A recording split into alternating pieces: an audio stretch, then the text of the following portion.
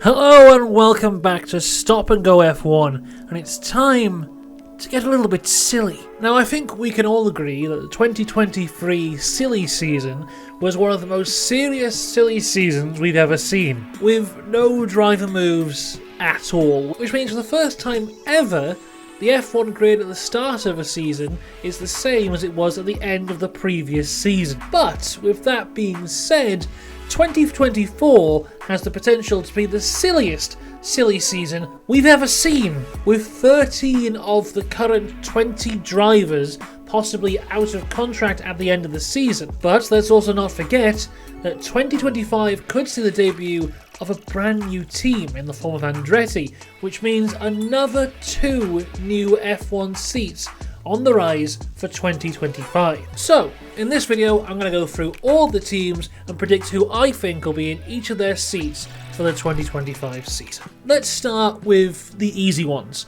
Mercedes and McLaren. These are the only 2 teams on the grid where both of their drivers have contracts that extend past the 2024 season. So for 2025, I think it's pretty straightforward. Mercedes will have Lewis Hamilton and George Russell. McLaren will have Lando Norris and Oscar Piastri. Unless...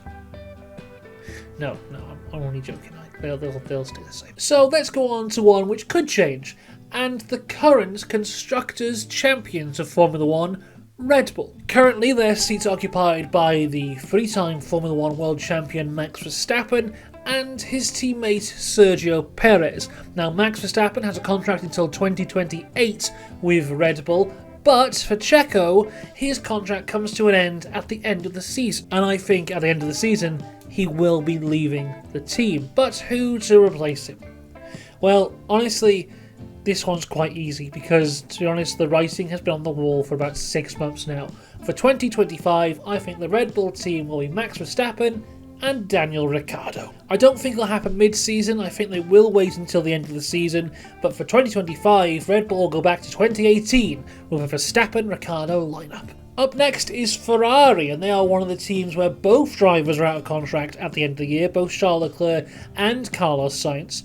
At time of recording, it's both heavily rumoured that they're both getting contract renewals. By the time this video comes out, that may have been confirmed. So I'm going to keep it quite simple here and say that Ferrari stay the same. So for 2025, Ferrari will be Charles Leclerc and Carlos Sainz. Honestly, when I'm looking up and down the grid, I don't really see anyone who would fit that Ferrari mould to replace any of them. The only way Charles is going to leave Ferrari is if he chooses to, because they're obviously going to offer him a contract, and I think he loves that team so much he's not going to leave. And as for Carlos Sainz, I mean, he's done a pretty decent job, so I think they should reward him with another contract and then wait and see down the line if a younger talent is able to replace him there. But yeah, stay the same. Right, Aston Martin now. Fernando Alonso's contract is up for renewal at the end of the year, and Lance Stroll's contract is a bigger kept secret than what is inside Area 51. So who knows what's going on there. So let's start with Fernando. If he competed until the end of the 2025 season, he'll be 44 years old, which will make him the 51st oldest Formula 1 driver of all time, and also the first driver to compete over the age of 44 since 1972. That being said, I don't think he's going anywhere. He's shown this year, as he's shown many years before, he still is fantastic. And if Aston can give him a car that can win, he will win. The only real question mark arises about his reuniting with his old friends Honda in 2026. And also, you know, Fernando Alonso is going to Fernando Alonso, so who knows, he could just leave and go to Haas. But I think Aston Martin is where he's staying for now. And who knows, maybe he has got one eye on that record of oldest F1 driver ever. And if he wants to complete that, he has to compete in the 2037 season. So a good start for that will be having a contract for 2025. And now the curious case of Lancelot Stroll. And personally, I don't think we will see him in an Aston Martin in 2025. This year has been disappointing for Lance. He did kind of get his head around it towards the end of the year, but going into next year, he needs to be more consistent. And if Aston want to actually win anything, they need two decent drivers, and Lance is just not good enough as of right now. And I don't really see him improving either. So I think he'll be dropped and pushed aside to go to their WEC program, compete in Le Mans. It'll be seen as like kind of a promotion. They can spin it in that way if that's what they want to do, but I don't think Lance will be on the F1 grid in 2025. But who will replace him? Who will be alongside Fernando Alonso in 2025? And for that, I do think it's quite a simple answer. You just look at Aston's young driver program, and right there is former Formula 2 champion Felipe Drugovich, aka Big Drago. And I think it's about time that he got the call up to Formula 1. He had that testing session at the end of the year in 2023 where he actually beat Lance in FP1. He's a very good driver, very talented. It's also a great look for Aston's young driver program if their first driver actually makes it to the team. So I think it'd be a great move to have him alongside Alonso for 2025, and hopefully that's what they'll do. Alpine are next, and both of their drivers are also out of contract for 2025 as well. Now the thing about Alpine is it's very difficult to tell you who their current team principal is, never mind their future drivers. So this one is quite difficult. But realistically, if you look at the history of the team over the last 5 years, it's very rare that Alpine actually drop a driver. I think the last time they actually got rid of a driver themselves was Hülkenberg in 2019. Every other driver who's left the team has chosen to leave. They haven't been dropped. And when I look at the grid at the minute, I don't really see any teams that would take Gasly or Ocon. And not because they're not talented, because they are, but I don't necessarily see them as a massive improvement on anyone who's leaving, and I don't see them wanting to drop down to a team which is below Alpine. So I think Alpine are going to stay exactly the same for 2025. They'll have Gasly and Ocon back in the Alpine seats. Right, Williams now, another team with both drivers out of a contract for 2025. Let's start with Alexander Albon, who has been absolutely incredible for that Williams team, one of their best drivers in years. And once again, I think he's the kind of guy who the only reason he's going to leave is if he gets a better offer.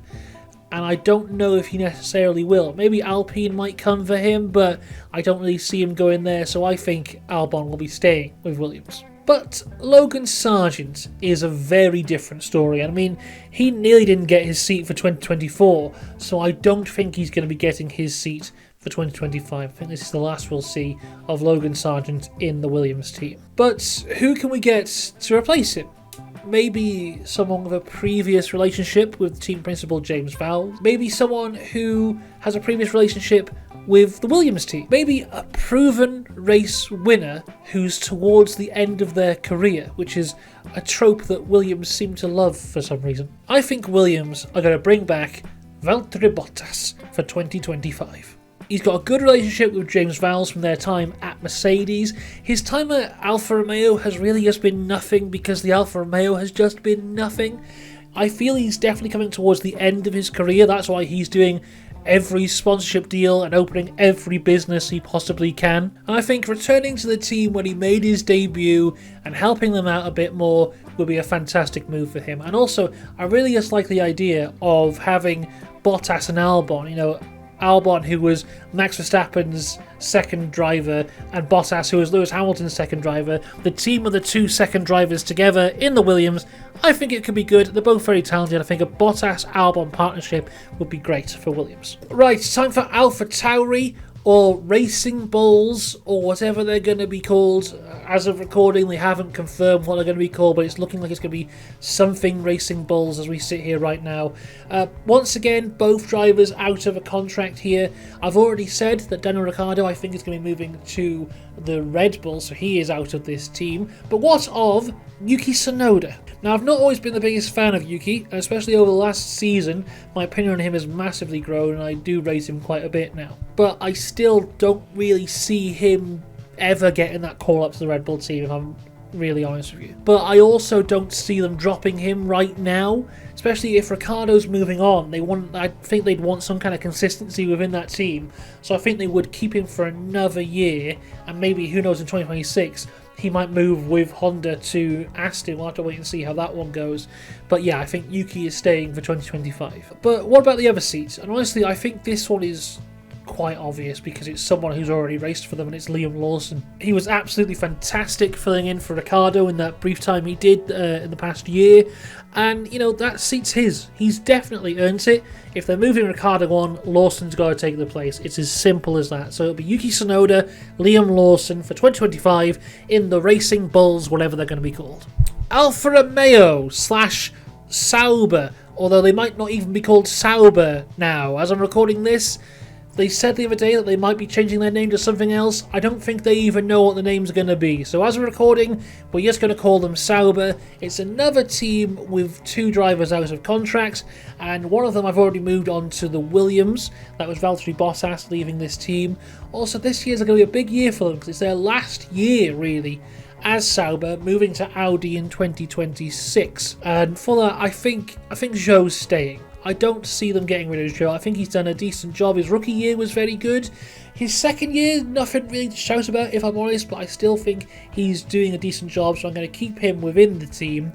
But the second seat is up for grabs, and I think that one, though, is still quite obvious where it should go. The only driver that can have that seat is Théo Pourchaire, the Formula 2 champion, and, you know, he's been in the Sauber Academy since 2020. I did a bit of research on the Sauber Academy, and it's an academy which, in its current state, in its newest form, has never brought a driver into F1, which is quite mad, really, for an F1 academy, and 2025 might be the last ever year we see the Sauber name on the grid, if they are going to go with the Sauber name. So realistically, this is their only time to bring a young driver in. Théo Pourchaire, he's very talented. I think he'd do well on the grid. So for 2025, Zhou, Pourchaire, Sauber. There you go. Haas! Everyone's favourite team. Fun fact, they're my mum's favourite team. Because once we went down to the Silverstone area, I did a vlog on it. We went to a lot of different factories. We went to Red Bull and they had all the trophies. We went to Haas and they had nothing. My mum felt very sorry for them, and since then she's been a supporter of Haas. There you go. But for Haas, both drivers are out of contract at the end of the year. Hülkenberg has massively impressed everyone since his return to the F1 grid, and apparently he's wanted by a few teams up and down the grid, so who knows if he'll stay or not.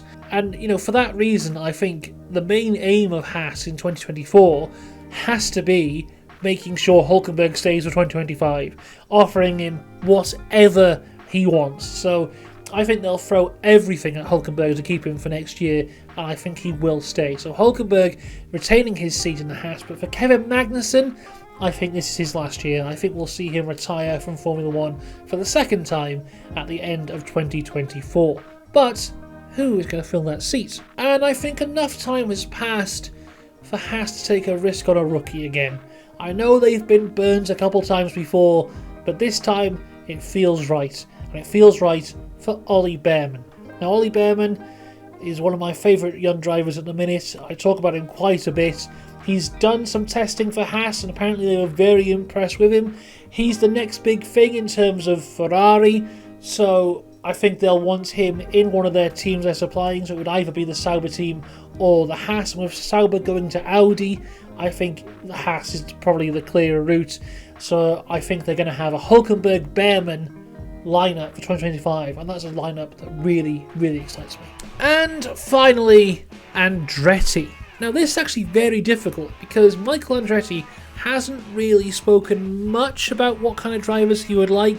There hasn't been many rumours about what kind of drivers he would like, which is quite strange because if you have a team like Audi who are coming in 2026, and it seems like every week there's a rumour about a driver they're talking to or a driver they'd like to talk to, whereas Andretti might be coming in next year, and we've heard pretty much nothing thus far in terms of a driver lineup for them. But the slight rumours we have heard is that they would quite like a experienced driver and an American driver. And Michael Andretti has said that his number one pick, if he could pick anyone in the world for the Andretti F1 team, would be Colton Herta.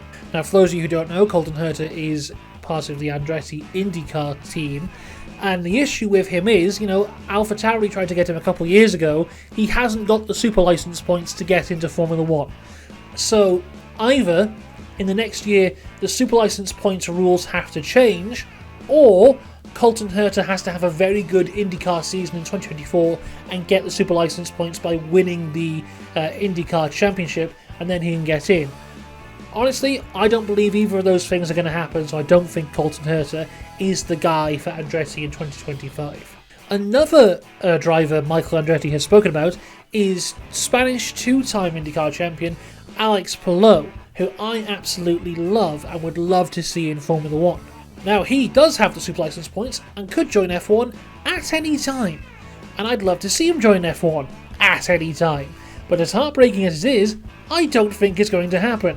Firstly, Palou doesn't have any connections with Andretti in IndyCar, so I don't see him really joining IndyCar in Formula 1. And secondly, he's currently entangled in a massive contract lawsuit with McLaren, their IndyCar team. So I don't think Andretti want anything to do with that, especially within their first year of Formula 1. So I don't think Palou will be the guy either. So, who's the guy for Andretti then? Maybe an American driver who's out of contract in 2024. No, it's not Logan Sargent. Sorry, it's not going to be Logan Sargent. I misspoke then, sorry. I should have said maybe a North American driver who is out of contract in 2024. A driver with over 10 years of F1 experience, a multiple-time race winner, a driver with a lot of experience competing in the middle of the grid where Andretti are expecting to be for 2025, a driver who would have just left the best team on the grid. That's right, Sergio Perez. He is the perfect guy to start with Andretti. He's huge in North America, especially in his home country of Mexico. He'll bring in some good sponsorships for the team as well. He's one of the most experienced guys on the grid. I think Sergio Perez to Andretti would be like David Coulthard to Red Bull. David Coulthard left McLaren. He'd helped win constructors titles with that team. He left McLaren, joined Red Bull, who everyone kind of hadn't really heard of. They just joined the grid, no one expected anything of them, but he helped them and guided them to become the team they are today. I think Perez, he's helped Red Bull win constructors titles. He'll leave Red Bull, he'll go to Andretti, and he can help guide them up the grid as well. I think Perez to Andretti is a match made in heaven and must happen for 2025. But that does leave another seat in the Andretti, and who does that one go to? Because that is actually quite difficult, but I've done a bit of mental gymnastics here to pick someone. Now, when Andretti joins the grid in 2025, they will not have their Cadillac engines, as they do not come in until 2026. But they will have Renault engines. So I think maybe an agreement could be put into place between Andretti and Renault that Andretti takes one of their young drivers as part of the team. Because the Alpine Young Driver program famously isn't very good at getting their young drivers into Formula 1. And this right here could be a golden opportunity to get one of their young drivers into Formula 1. The question is, which one? The only two real choices are Jack Doohan or Victor Martins. And honestly, of the two, I think they should go with Victor Martins.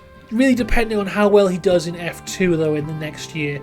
I think he'll be one of the contenders for the title, and if not one of the runaway favourites.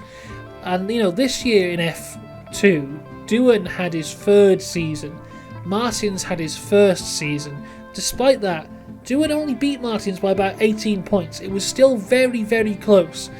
And I think over the next year we're going to see Andretti move from Doohan being their number one guy to Martins being their number one guy, and this will be capitalised by Victor Martins driving for Andretti in 2025. So there you go, that's my predictions for the 2025 Formula 1 grid. Let me know what you think, who do you think's going where, and until next time, have a good one. Goodbye.